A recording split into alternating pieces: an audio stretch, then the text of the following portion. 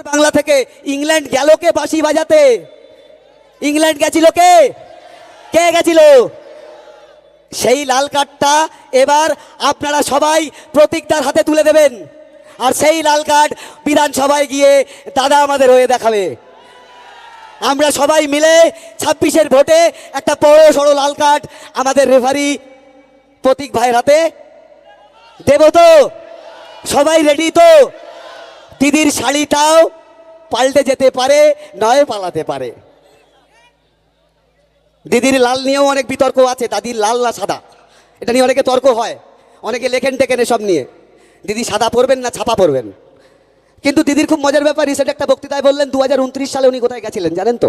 ভারতবর্ষে এত বড় মিথ্যে কথা বলা লোক এবং এত বড় চাটুকারি কথা বলার মানুষ আমরা এর আগে দেখিনি।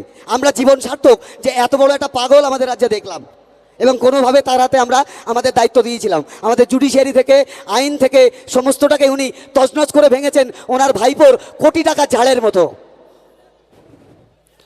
যাই হোক, তাহলে আসছে দিন, হবে তো লড়াই, হবে লড়াই একটু জোরে।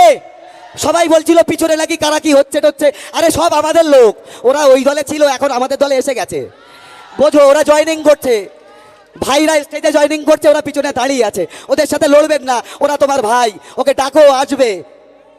ও পতাকা পাল্টাতে চায়, ওকে পাল্টে দিন, পাড়ায় পাড়ায় পাল্টে দিন, ব্লকে ব্লকে পাল্টে দিন, রাজ্যে জুড়ে পাল্টে দিন।